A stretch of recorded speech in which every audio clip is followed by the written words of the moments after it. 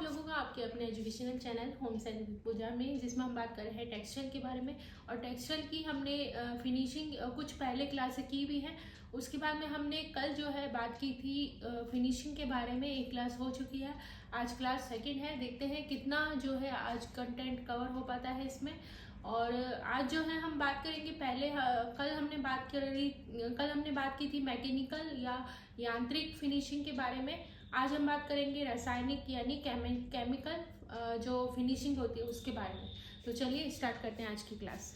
तो पहले कुछ जो मैकेनिकल यानी जो यांत्रिक रह गई थी, कुछ यांत्रिक या मैकेनिकल जो फिनिशिंग्स हैं वो हम पहले डिस्कस करेंगे।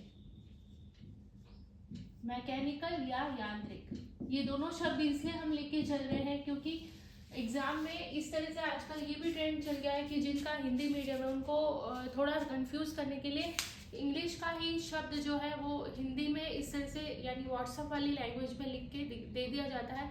और फिर हम कंफ्यूज हो, हम पढ़ के यांत्रिक जाते हैं और फिर हम सोचते हैं कि ये क्या आ गया, जबकि वो हमारा पढ़ा हुआ होता है। तो चलिए हम बात करते हैं मैकेनिकल यानी यांत्रिक की कुछ जो फिनिशिंग है उनके बारे में। शेयरिंग जो है वो क्या है, रेयॉन और टफेटा पर होती है। ये मेन चीजें जो है वो हम डिस्कस कर रहे हैं। रेयॉन और टफेटा पर क्या होता है, शेयरिंग होती है।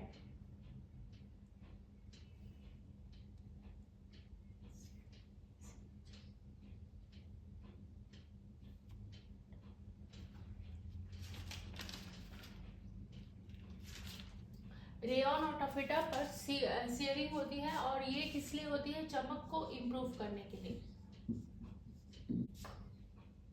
रेयॉन और टफेटा जो है ये चमक को शेयरिंग जो होती है वो किस पे होती है, रेयॉन और टफेटा पर होती है, चमक को डिक्रीज करने के लिए। क्योंकि रेयॉन और टफेटा जो ऐसे फैब्रिक है जिनमें जो है एक्सट्रीम पे चमक होती है और वो जो चमक होती है वो आंखों के लिए अच्छी नहीं होती, आंखों को मतलब परेशान होते हैं हम, इरिटेट होते हैं, इतनी ज़्यादा चमक होती है। तो उसको थोड़ा कम करने के लिए हम क्या करते हैं, शेयरिंग का प्रोसेस करते हैं रेयॉन और टफेटा पर।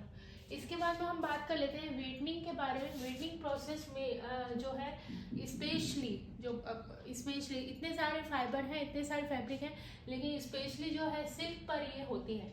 तो सिल्क पर क्यों होती है, क्योंकि इसमें डिगमिंग का प्रोसेस किया जाता है। हमने पहले भी ये डिस्कस किया हुआ है डिगमिंग।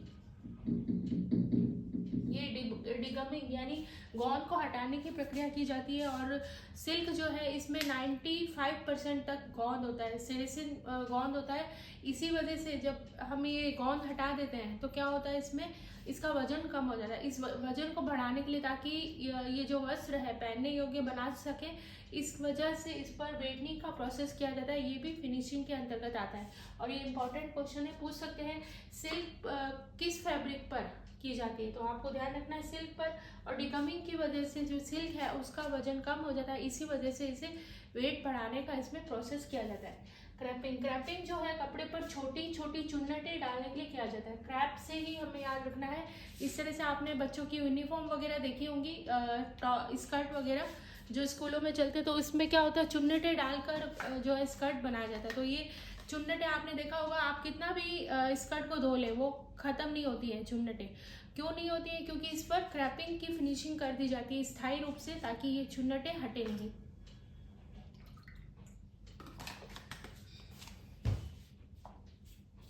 इसके बाद में हम बात करेंगे एम्बॉसिंग के बारे में।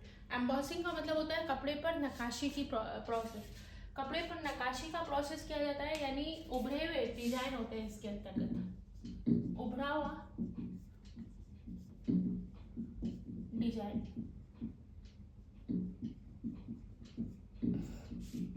नेक्स्ट है सैंफोराइजिंग। सैंफोराइजिंग क्या है, एक व्यापारिक चिन्ह है यानी ट्रेडमार्क है, जो कि ये बताता है कि ये कपड़ा सिकुड़ेगा नहीं। और ये स्पेशली किस पर किया जाता है, कॉटन पर किया जाता है।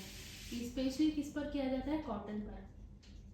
और इसका मतलब क्या है, ये क्या है, एक व्यापारिक चिन्ह है या ट्रेडमार्क है, या फिर क्या है, ये ट्रेड मार्क, जो क्या है, इस चीज की, इस बात का द्योतक है कि ये कपड़ा सिकुड़ेगा नहीं। तो ये कपड़ा सिकुड़ेगा नहीं। ये इस बात का होता क्या है, सेंफोराइजिंग का मतलब व्यापारिक ट्रेड है जो कि ये बताता है, और स्पेशली कॉटन के लिए। और कहा ये इसके लिए होता है कि इसमें ये बात कही जाती है कि ये कपड़ा सिकुड़ेगा नहीं। ग्लेजिंग का प्रोसेस जो है, आप ग्लो से याद रखेंगे इसको। तो ग्लो यानी चमक बढ़ाने के लिए ग्लेजिंग का प्रोसेस किया जाता है। मोयरिंग जो है वो कपड़े में इस तरह से धारियां बनाने के लिए, इस तरह से धारियां मतलब पानी जैसा इफेक्ट उसमें लाने के लिए कपड़े के अंदर मोयरिंग का प्रोसेस किया जाता है। और अब चलिए चलते हैं 2-3 और है, सिंजिंग और सिरिंजिंग। दोनों में फर्क को झुलसाना, कपड़े की सतह को झुलसाना। जो कपड़े पर एक्स्ट्रा रोए वगैरह होता है उनको झुलसा कर, बड़े बड़े रोलर होते हैं उससे कपड़े को गुजारा जाता है ताकि जो कपड़े पर एक्स्ट्रा रोए वगैरह है वो झुलसा कर इस पे से हटा दिया जाता है। और सिरिंजिंग जो है ये सस्ते तरीके से कपड़े पर चमक लाने का प्रोसेस है। तो ये है, तो ये सिरिंजिंग क्या है, सस्ते तरीके से कपड़े पर चमक लाएंगे। और सिंजिंग यानी कपड़े को झुलसा कर, कपड़े की जो सतह है उसको झुलसा कर उसमें रोए लाने का प्रोसेस, रोयों को हटाने का प्रोसेस किया जाता है। चलिए अब बात करते हैं रासायनिक परिसज्जा के बारे में। रासायनिक में पहली और इम्पॉर्टेंट, पहली है और इम्पॉर्टेंट भी है, ये ध्यान रखिए। मर्सराइजिंग स्पेशली कॉटन पर की जाती है। कल की क्लास में भी मैंने आपको ये डिस्कस किया था। इसमें 3 चीजें हमें ध्यान रखनी है। क्या क्या? ये क्यों की जाती है? चमक को बढ़ाने के लिए और सौखने की क्षमता बढ़ाने के लिए। क्षमता, सौखने की क्षमता, इससे क्या होता है, कपड़े में सौखने की क्षमता इंप्रूव होती है। एबिलिटी जो है सौखने की क्षमता। और तीसरा क्या है आपका, ये क्या करता है, एक तो चमक बढ़ाता है, सौखने की चमक को भी बढ़ाता है। चमक तो हमने बात कर, वैसे ये कॉटन का कपड़ा मजबूत ही होता है पर और ये इस पे ये करने से कपड़े में और ज़्यादा मजबूती बढ़ जाती है। इम्पॉर्टेंट ये है कि कॉटन पर किया जाता है मर्सराइजिंग, और ये क्यों किया जाता है, ताकि कपड़ा जो है, कॉटन का कपड़ा जो है उसमें चमक को बढ़ाया जा सके, उसमें सौखने की क्षमता को बढ़ाया जा सके। शब्दों पर ध्यान दीजिए, इसमें बढ़ाने की बात की जा रही है। इसका मतलब ये है कि कॉटन जो है उसमें ये तीनों क्षमताएं होती है, एबिलिटी होती है, इनको और थोड़ा सा बढ़ाने के लिए ये कार्य इन पर किया जाता है। मर्सराइज्ड जो फैब्रिक है, आपने सिंपल कॉटन और मर्सराइज्ड कॉटन दोनों को रख के देखेंगे तो आपको दोनों में फ़र्क नज़र आ जाएगा। तो मर्सराइज्ड कॉटन का मतलब है इसमें क्या होगी, चमक भी ज़्यादा होगी नॉर्मल कॉटन से, सौखने की क्षमता भी ज़्यादा होगी और इसमें मजबूती भी ज़्यादा ही होगी। नेक्स्ट बात करते हैं क्रीज रेजिस्टेंस। क्रीज रेजिस्टेंस, ये हमने क्रैपिंग अभी छोटी छोटी चुन्नटें देखा था, ये है क्रीज रेजिस्टेंस।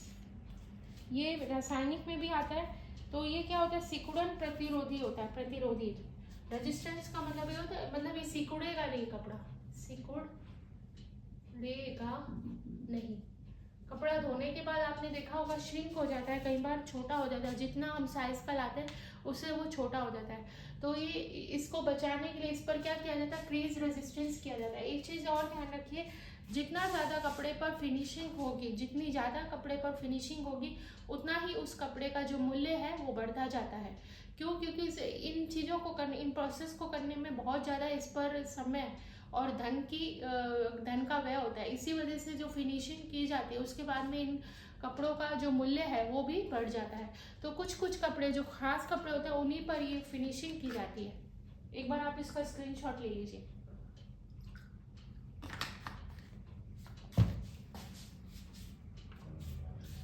नेक्स्ट आपको 2 वर्ड दिखाई दे रहे हैं, वाटर रेजिस्टेंस, वाटर प्रूफ और वाटर रेप्लिकेट। वाटर प्रूफ में तो क्या होता है, 100% जो है इस बात की गारंटी लेते हैं कि 100% जो है वाटर प्रूफ है ये कपड़ा। अगर आपने वाटर प्रूफ कपड़ा लिया है, जैसे कि ये छाते हैं या रेनकोट वगैरह है, ये 100% वाटर प्रूफ होते हैं। जबकि ये जो वाटर रेप्लिकेंट है इसमें क्या होता है, 60% तक ही कपड़ा पानी से बचाया जा सकता है। और ये जो वाटर प्रूफ है इसमें कपड़े को वाटर प्रूफ कैसे बनाया जाता है, या तो मोम की की परत लगा दी जाती है या फिर एल्यूमिनियम या मोम की परत लगा दी जाती है, जिससे कि कपड़ा क्या हो जाता है, वाटरप्रूफ हो जाता है। तो क्या है ये कि कपड़े को वाटरप्रूफ करने के लिए 100% करना है, तो वाटरप्रूफिंग इस पर की जाएगी, जिसमें 100% वाटरप्रूफिंग की जो है ली जाती है ये गारंटी। और ये वाटर रिप्लिकेंट जो है इसमें 60% तक जो है कपड़ा पानी से बचाया जा सकता है, 40% नहीं, क्योंकि इसकी जो इसको किस तरह से, मतलब ये जो वाटर प्रूफ है इसमें तो रसायनों का प्रयोग करके, मोम है, एल्यूमिनियम है, इनका लेप लगा दिया जाता है ताकि कपड़ा जो है वाटर प्रूफ हो जाए। इस रेप्लिकेंट के अंदर क्या होता है, इसमें कपड़े की जो बुनाई है वो इस तरह से की जाती है कि कपड़े के अंदर पानी का प्रवेश ना हो सके, यानी कॉम्पैक्ट जो है वीविंग इसमें की जाती है, इस तरह से सघन बुनाई की जाती है। अगर जगह ही नहीं बचेगी तो पानी कैसे अंदर आएगा। इसी वजह यही रीज़न है कि इसमें 60% तक चांस रहता है कि पानी से इसे बचा सकते हैं, 40% का ये जो है गारंटी नहीं लेते हैं, जबकि वाटरप्रूफ जो है उसमें 100% वाटरप्रूफ का जो है गारंटी लिया जाता है। नेक्स्ट है मोथ प्रूफ, और ये स्पेशली किस पर की जाती है, प्रोटीन वाली जो फैब्रिक है, जैसे कि आपके सिल्क है और वूल है, ठीक है। मोथ यानी जो कीड़े मकोड़े वो किस पे लगेंगे, प्रोटीन जगत के जो रेशे हैं, सिल्क है और वूल है, ये दो ही रेशे हैं, और इन्हीं पर जो है कीड़े लग जाते हैं।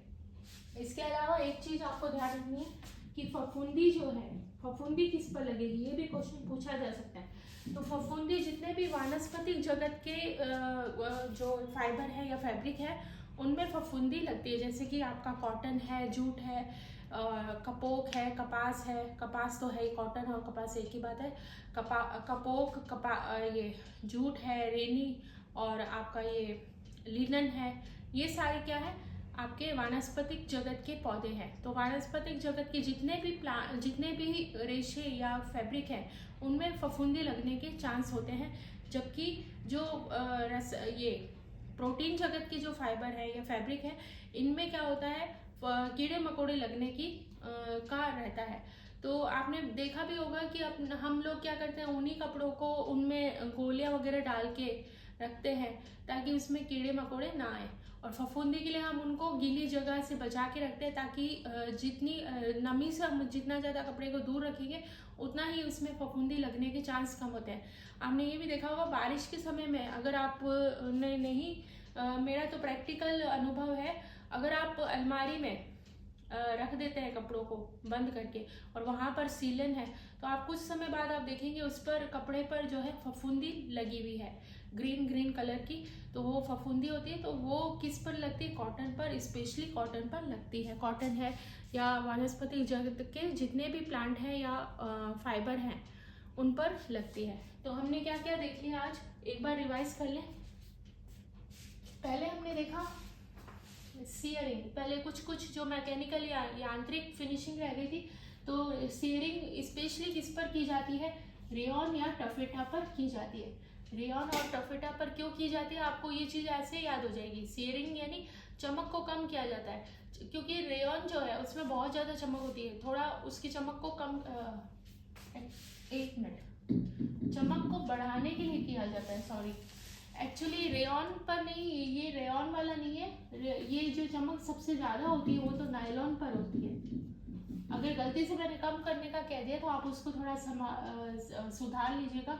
रेयॉन और टफेटा जो है उनमें चमक को बढ़ाने के लिए जो क्या किया जाता है, सीयरिंग का प्रोसेस किया जाता है, जो कि नायलॉन में ज़्यादा चमक होती है, बहुत ज़्यादा, और इसको कम करने के लिए भी फिनिशिंग की जाती है, आगे हम बात करेंगे। इसके बाद में वेटनिंग का प्रोसेस किया जाता है, और वेटनिंग का प्रोसेस स्पेशली सिल्क पर किया जाता है।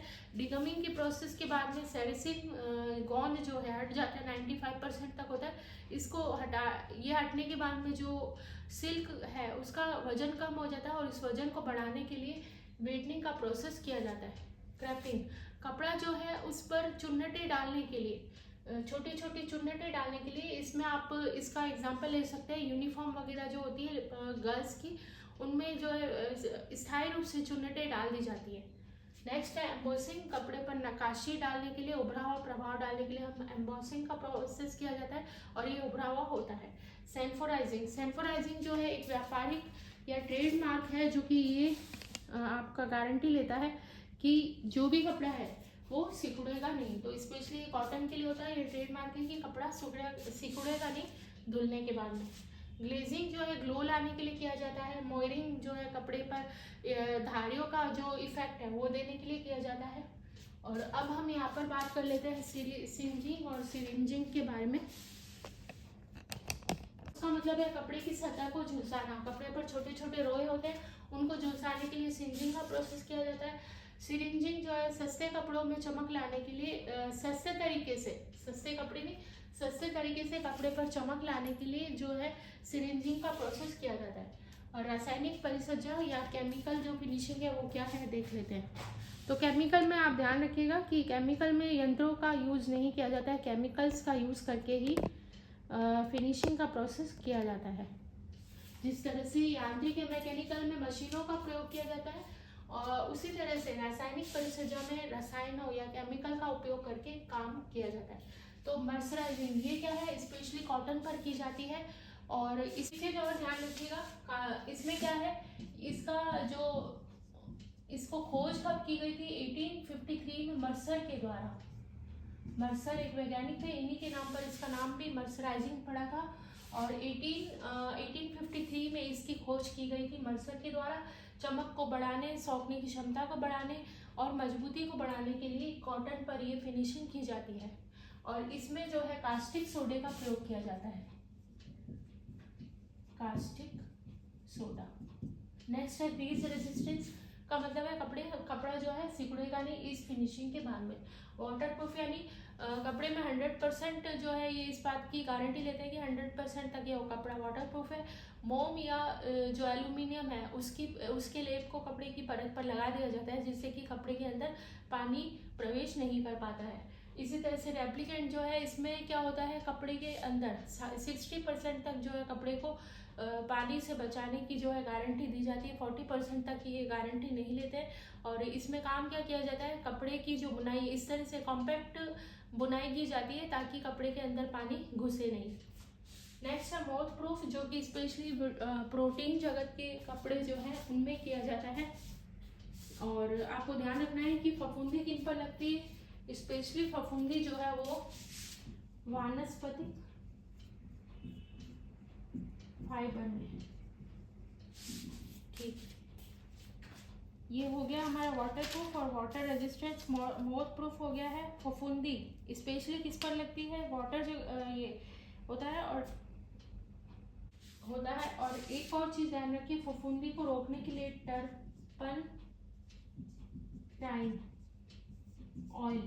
टर्पनटाइन ऑयल जो है उसका उपयोग किया जाता है फफूंदी को रोकने के लिए। तो टर्पनटाइन ऑयल जो है उसको हम यूज़ करके कपड़े के अंदर फफूंदी को रोक सकते हैं। एक बार आप स्क्रीनशॉट ले लीजिए, इसका भी टर्पनटाइन ऑयल है जिसका उपयोग करके अगर आप स्पेशली घर में भी आप अगर कुछ है ऐसा तो आप टर्पनटाइन ऑयल ले आएँ और उसमें कपड़े में लगा के रख दें, तो वो क्या है फफूंदी को रोकने का काम करता है। तेल नहीं, ये केमिकल है और इस केमिकल को लगा के हम कपड़े को फफूंदी से बचा सकते हैं। फायर प्रूफ बात कर लेते हैं, फायर प्रूफ के बारे में यहीं पर बात कर लेते हैं। आपने स्क्रीनशॉट ले लिया होगा इसका। एक दो फिनिशिंग और है इसकी केमिकल फिनिशिंग की, तो ये फिनिशिंग वाला जो है वो कंप्लीट हो जाएगा। तो ये क्या है, पहले हमने वाटर प्रूफ देखा था, अब फायर प्रूफ। और फायर प्रूफ के लिए क्या किया जाता है, इसमें फायर प्रूफ के लिए बोरिक एसिड का यूज किया जाता है। ये सिर्फ आपको पढ़ के रखना है, बोरिक एसिड। बाकी आपने फायर प्रूफ कपड़ों का तो पता ही आपको कि ये क्या करता है, आग से बचाने का काम करता है। जितने भी अग्निशमक में लगे हुए कर्मचारी होते हैं वो इसी कपड़े का यूज करते हैं। और इसमें जो है बोरिक एसिड का उपयोग करके कपड़े को फायर प्रूफ बना दिया जाता है।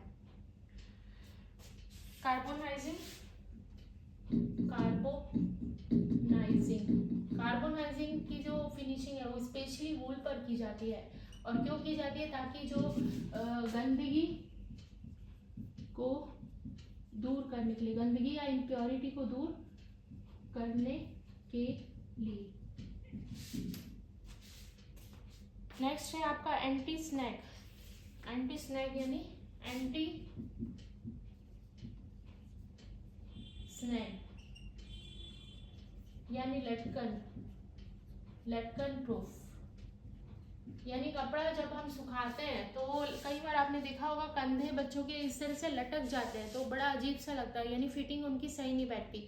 तो उस कपड़े को लटकन से, ताकि कपड़ा धुलने के बाद या टंगाने के बाद में वो लटके नहीं, इसके लिए क्या किया जाता है, इसमें कपड़ों में क्या किया जाता है, एंटी स्नैग का जो फिनिशिंग है वो दी जाती है, ताकि कपड़ा सिकुड़ेगा नहीं, कपड़ा लटकेगा नहीं। यह है, हमने फिनिशिंग की सारी चीज़ें जो है देख ली हैं। और अब जो है एक छोटी सी चीज़ और आपसे डिस्कस करनी है। तो हम वर्गीकरण करते हैं कपड़ों का, है ना, वर्गीकरण तो किस तरह से, किन आधारों पर किया जाता है। तो 3 आधारों पर जो है वर्गीकरण किया जाता है। एक पहला है क्रियात्मकता, क्रियात्मकता, दूसरा है दाहकता और तीसरा आपका क्या है, केमिकल। मतलब ये 3 तरह की फिनिशिंग है। क्रियात्मकता जिसमें हमने जो उपयोग है उसमें भी देखा था। तो क्रियात्मकता में क्या होता है कि कपड़ा जो है उसकी क्रियात्मकता यानी उसके फंक्शनिंग प्रोसेस को बढ़ाने के लिए इसमें कार्य किया जाता है। जैसे कि कॉटन है, कॉटन को हम लंबे समय तक पहन सके, इसमें मर्सराइजिंग की जाती है ताकि वो कपड़ा मतलब सोखने में भी अच्छा रहे, सिकुड़े भी नहीं, और हम इजीली, जो हमारी लाइफस्टाइल आजकल की भागदौड़ की बन गई उससे बचने के लिए हम कपड़ों को इस तरह की फिनिशिंग देते हैं ताकि हमारी क्रियात्मकता को ये बढ़ाए रखे, फंक्शनिंग को हमारे बढ़ाए रखे, ताकि हम इजीली कपड़े को जब पहना इस तरह से बना देते हैं, कपड़ा धोया और पहन लिया इस तरह से, यानी पहना और मतलब धोया, रेडी, वॉश किया और ये रेडी है पहनने के लिए, इस तरह से। क्योंकि पहले के टाइम में तो कपड़े जो है उनमें बहुत ज़्यादा फिनिशिंग दी जाती थी, घर पे ही मांड वगैरह लगाया जाता था कपड़ों में, और कई सारी चीज़ें की जाती थी जो कि आज के समय में ये पॉसिबल नहीं है। इसी वजह से जो है इस तरह की फिनिशिंग्स जो है डेवलप की गई है, इन्वेंट की गई है, ताकि हमारा जो क्रियात्मकता है, हमारी एबिलिटी है, हमारी सारी एबिलिटी कपड़ों को ही सुधारने में, करने में ना निकल जाए, और हम अपने समय का उपयोग अच्छे, जो हमारी ग्रोथ है उसके लिए कर सके। तो इसीलिए फिनिशिंग का कार्य किया जाता है। नेक्स्ट आपका है दाहकता। दाहकता में क्या होता है, कपड़े को जलाकर, जैसे कि अभी हमने देखा था सिरिंजिंग में कि कपड़ा जो है, सिरिंजिंग में कपड़े की सतह है जो उसमें झुलसा के जो रोए हटा दिए जाते हैं, तो जलाकर भी इसमें फिनिशिंग का कार्य किया जाता है। तीसरा जो है वो केमिकल के द्वारा, जो कि आपने अभी पढ़ा ही है। तो आपने काफ़ी सारी मतलब काफ़ी क्या, आज जो क्लास 2 है इसमें फिनिशिंग का कंप्लीट हो गया है पूरा। और अब जो नेक्स्ट क्लास आएगी उसमें हम बात करेंगे रंगाई प्रोसेस के बारे में, यानी डाइंग का जो है चैप्टर हम पढ़ेंगे। अलग अलग रेशे, अलग अलग कपड़ों के लिए अलग अलग तरह की डाइंग का यूज़ किया जाता है। डाइंग को मजबूत कैसे बनाया जा सके, इसके लिए भी कई सारे काम किए जाते हैं, जो कि हम अब नेक्स्ट क्लास में जानेंगे। और आज की क्लास में इतना ही। उम्मीद है आप जितनी भी क्लासें पढ़ रहे हैं वो आपके लिए यूज़फुल है, और आप इसे लगातार देखते रहिए, पढ़ते रहिए। और अब जो ट्रेंड चला है एग्ज़ाम का, उसके अनुसार हमें सिर्फ जो, जैसे कि हम कई बार कर लेते कि ये वाला क्वेश्चन एग्ज़ाम में आया था तो इसको हम रट के चले गए, तो वो नहीं चलेगा। अब हमें क्या करना पड़ेगा, पूरा ही हमें एकदम अच्छे से देखना पड़ेगा, पढ़ना पड़ेगा, ताकि एक एक कॉन्सेप्ट हमारे क्लियर हो। और वो सिर्फ पढ़ने से नहीं होंगे, अगर हम उन क्लासों को देखेंगे, समझेंगे, नोट्स बनाएंगे तो वो पॉसिबल हो पाएगा। तो चलिए, इसी अच्छी बात के साथ आज की क्लास को यहीं पर समाप्त करते हैं। और आप भी चाहते हैं कि अच्छी अच्छी क्लासें आपको मिलती रहे, होम साइंस से रिलेटेड जितनी भी है, 11th है, 12th है, BA वाले स्टूडेंट जो है उनमें, उनके भी लिए ये यूज़फुल क्लासें हैं। तो इसके लिए आप क्या करना है, एक छोटा सा काम करना है, होम साइंस विद पूजा को, जो कि आपका ही चैनल है, उसको सब्सक्राइब करके ऑल का बटन दबाना है। जितने भी वीडियो अपलोड होंगे या जितने भी क्लास अपलोड होंगी वो आपको तुरंत मिल जाएंगी। तो चलिए, आज की क्लास को यहीं पर समाप्त करते हैं। मिलेंगे अब नेक्स्ट क्लास में। Thank you so much.